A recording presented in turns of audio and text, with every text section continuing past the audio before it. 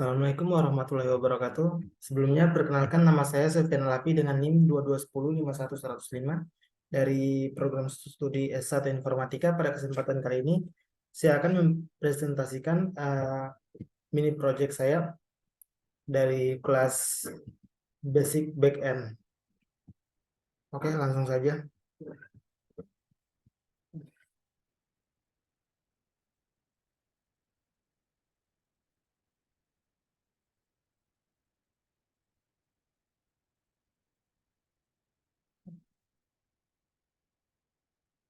Uh, Pertama-tama di sini ada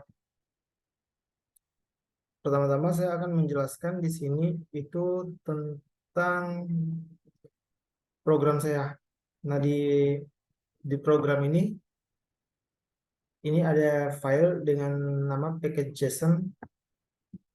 Nah, package.json sendiri adalah program yang di dalamnya itu beri sebuah program untuk sebuah server HTTP Node.js yang digunakan untuk mengelola di sini data pemesanan lapangan. Nah, untuk namanya sendiri itu saya memberikan nama dengan web server native booking lapangan dan versinya itu 1.0.0. Untuk deskripsinya sendiri di sini membuat create, read, update dan delete web server native tentang booking lapangan dengan Node.js. Nah, ini ada main.js. Jadi main.js, sorry. Ini ada main dengan ininya server JS. Jadi main ini adalah file utama yang nantinya akan dijalankan ketika package ini dijalankan. Nah, itu, dari package ini saya menggunakan nantinya file dari server JS. Untuk tipe package-nya sendiri itu saya menggunakan modul yang menunjukkan bahwa package ini menggunakan modul. Di sini juga ada script. Script yang saya pakai di sini adalah script objek yang berisi script yang dapat dijalankan untuk package ini, yaitu di sini ada dev script yang menjalankan server dalam bentuk mode pengembangan menggunakan Nodemon. Di sini juga ada author adalah saya sendiri dengan nama Sofyan Alafi, lisensinya ISC dan dependensinya di sini itu berisi daftar dependensi package yang digunakan yaitu Nodemon. Sebelumnya saya akan menjelaskan sedikit apa itu Nodemon. Nodemon adalah alat yang digunakan untuk menjalankan aplikasi Node.js secara otomatis saat ada perubahan pada file kode. Nah, misalnya nanti ada perubahan, Nodemon ini berguna untuk pengembangan aplikasi Node.js karena dapat digunakan untuk menghemat waktu dan tenaga yang dibutuhkan untuk memulai ulang aplikasi setiap kali ada perubahan. Selanjut di file kedua yaitu di sini ada data.js. Jadi data.js sendiri ini data.js itu adalah di sini data.js itu adalah data dummy yang saya buat sendiri yang berupa array yang di dalamnya itu terdapat objek dengan inginnya ID 1, nama, ada juga tanggal dan juga di sini ada waktu atau time. Ini berisi ada 15. Di baris akhirnya itu saya ekspor default bookings yang artinya kalau file ini dapat diimpor oleh file lain atau bisa digunakan di dalam file lain dengan menggunakan import. Masuk ke file utamanya itu di sini saya menamainya dengan server JS. Jadi server JS ini adalah program sebuah server HTTP yang dibangun menggunakan Node.js. Server ini dapat digunakan untuk mengelola data pemesanan booking lapangan dalam bentuk nantinya itu digunakan dalam bentuk JSON. Cara kerjanya server ini sendiri itu server ini akan mendengarkan request dari pengguna atau saya sendiri pada port di sini ada port 5000. Nah, nantinya itu ketika request masuk, server akan memprosesnya sesuai dengan metode HTTP yang bakal digunakan. Untuk metodenya sendiri itu di sini ada get, post, post, dan terakhir itu ada delete. Dan saya akan langsung masuk ke penjelasan. Di sini di baris pertama dan kedua itu ada, saya awalnya mengimport modul HTTP yang nantinya ini dibutuhkan untuk membangun server HTTP. Yang keduanya itu baris kedua ini untuk mengimpor data.js dari file data.js sebelumnya. Nih untuk mengimport ini variabel booking yang berisi array. Nah, selanjutnya di sini di baris keempat ada request listener. Jadi request listener sendiri mempunyai dua parameter. Jadi request listener ini mendefinisikan sebuah function yang akan dipanggil nanti setiap kali ada permintaan yang masuk ke server. Nah, untuk function request listener ini menerima dua parameter. Di sini ada parameter pertama itu request dan keduanya respon. Untuk parameter request berisi nanti tentang permintaan informasi yang masuk. Sedangkan parameter respon ini berisi objek yang dapat digunakan untuk mengirimkan respon kepada pengguna. Selanjutnya di sini ada URL parts. Jadi URL parts ini saya gunakan untuk membaca URL menjadi beberapa bagian dan menyimpannya dalam bentuk variabel URL parts yang nantinya itu baris ini menyimpan metode HTTP yang akan digunakan dalam variabel method. Selanjutnya ada response set header. Jadi response set header ini untuk menyetel tipe respon menjadi JSON. Jadi untuk mempermudah kita nantinya agar data yang dikirimkan ke pengguna dapat lebih lebih dipahami oleh pengguna dengan lebih baik. Lanjut di sini ada metode get. Jadi metode get ini digunakan oleh pengguna. Nantinya server akan memproses permintaan sesuai dengan URL yang diminta oleh pengguna. Kalau misalnya URL-nya yang diminta itu adalah booking, server nanti akan mengembalikan atau mengembalikan semua data pemesanan. Kalau misalnya URL-nya yang diminta itu nanti booking nama pemesanan, server nanti akan mengembalikan juga data pemesanan dengan nama pemesanan yang sesuai. Kalau misalnya tidak ada data pemesanan dengan nama yang sesuai di file ini, maka server akan mengembalikan di sini ada kode 404 atau tidak ditemukan. 404 yang berarti tidak ditemukan. Nih, 404 atau data nanti dia akan memberikan message atau pesan data tidak ditemukan. Itu kita boleh coba di Postman. Nah, ini get bookings.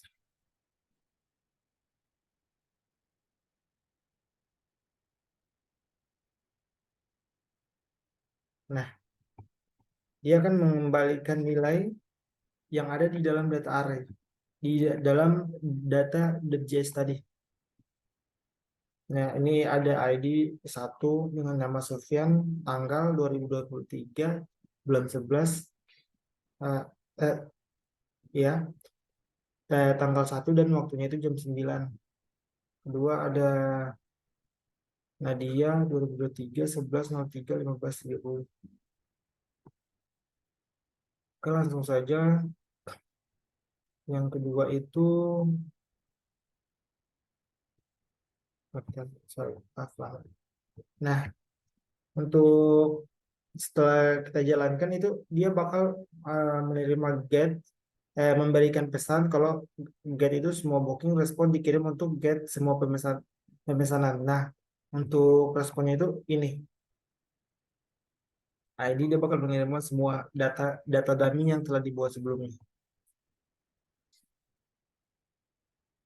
Maaf, di sini saya tadi sebelum menjelaskan server, saya mencoba dulu dengan menghapus data kedua, yaitu dengan nama Joe.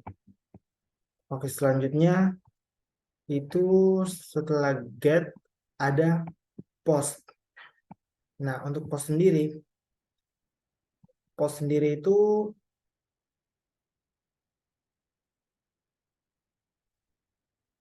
metode post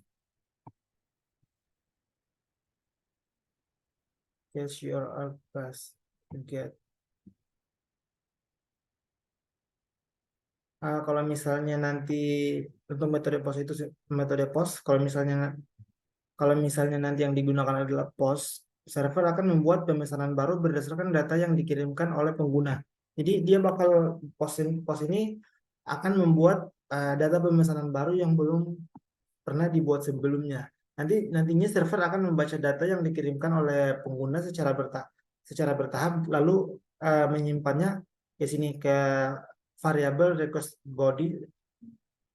Jadi setelah itu semua data yang telah diterima, server langsung akan menguraikan data tersebut dalam bentuk format JSON.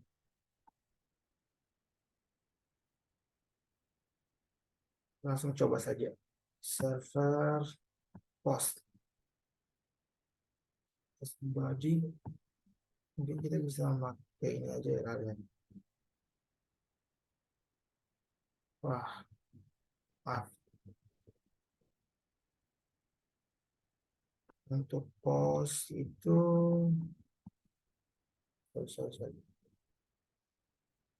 Coba cari post.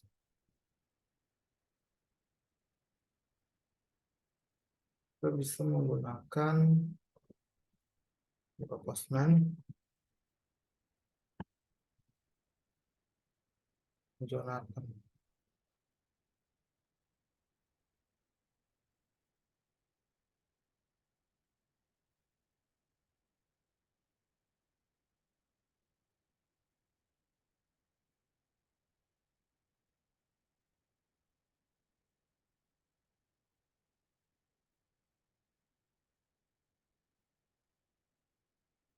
Maaf, sepertinya ada kesalahan di sini. Coba dulu. PM run dev.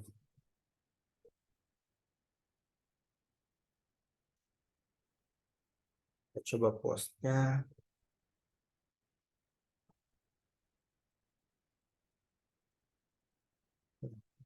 Postnya sendiri.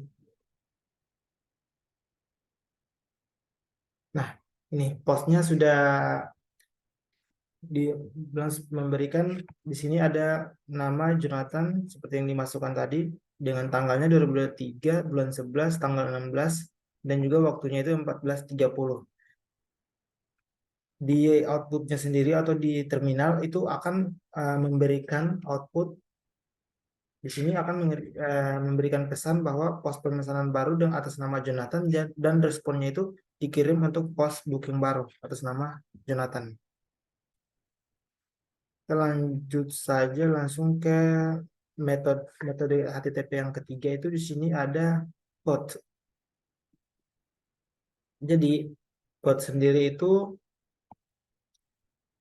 berbeda dengan post. Untuk bot ini digunakan untuk menambahkan atau mengupdate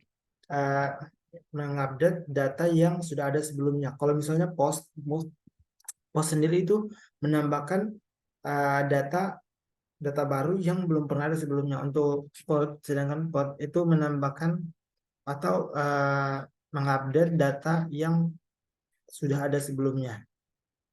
Dengan ininya itu server pertama-tama itu akan mencari data pemesanan yang sesuai. Nantinya kalau sudah ditemukan pemesanan dengan nama yang sesuai, server itu akan menguraikan data-data tersebut yang dikirimkan oleh klien atau pengguna dalam bentuk format JSON. Lalu server akan memperbarui data pemesanan dengan data yang baru. Terakhir itu server akan langsung mengirimkan respon yang berisi data pemesanan yang sudah diperbarui. Kita langsung coba saja. Postman. Kita gunakan kita ganti nama. Sebentar, kita cek dulu.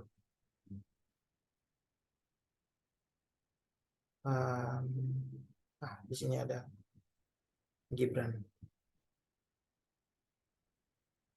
Coba di sini part sudah benar. Untuk part sendiri itu kita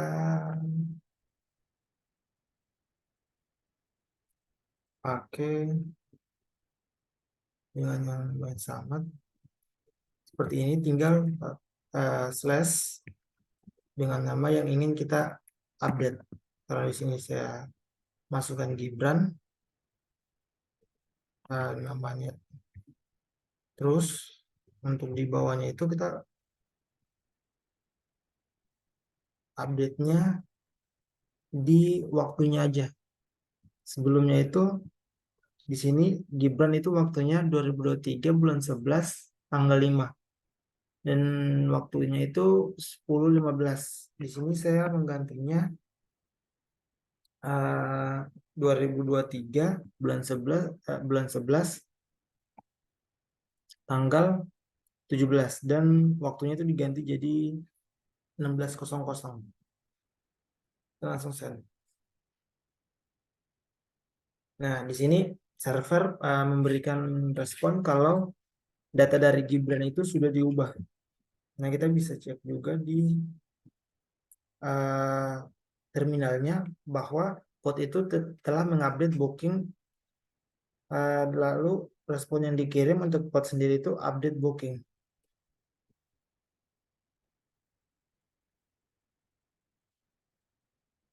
Untuk metode yang terakhir itu di sini ada metode delete. Jadi metode delete ini untuk menghapus data pemesanan. Jadi untuk metode delete sendiri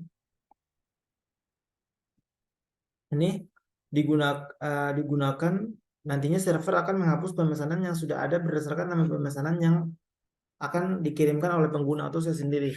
Nantinya server akan mencari pemesanan dengan nama pemesanan yang sesuai yang ada di data.js, data dummy yang telah saya buat tadi. Di sini ada filenya dengan nama data.js.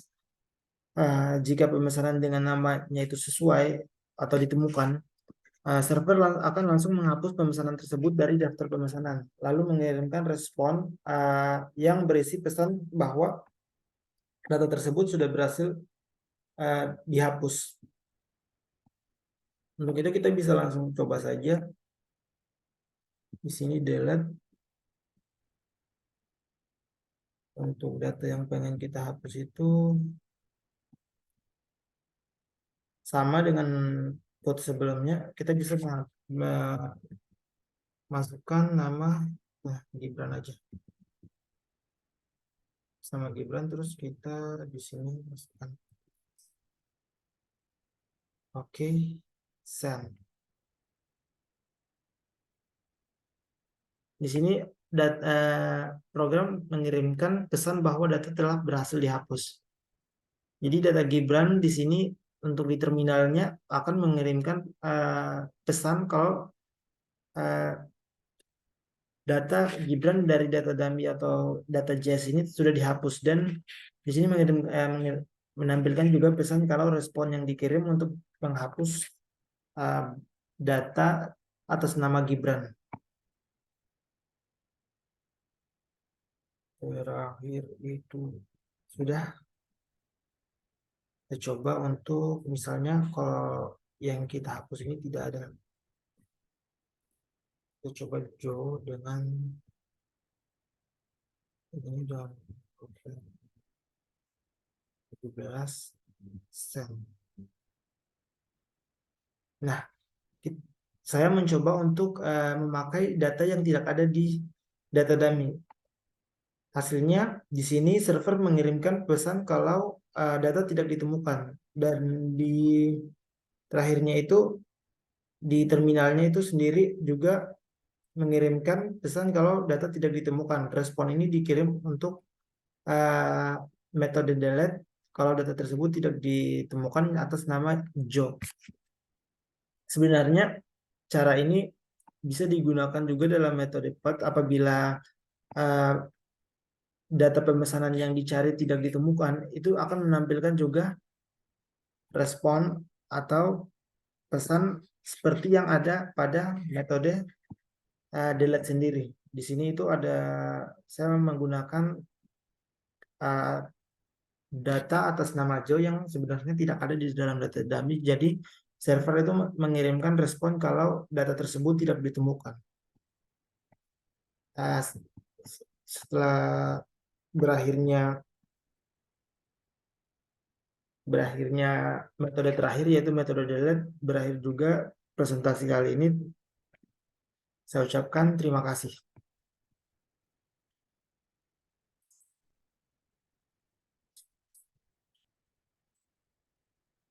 Thanks po.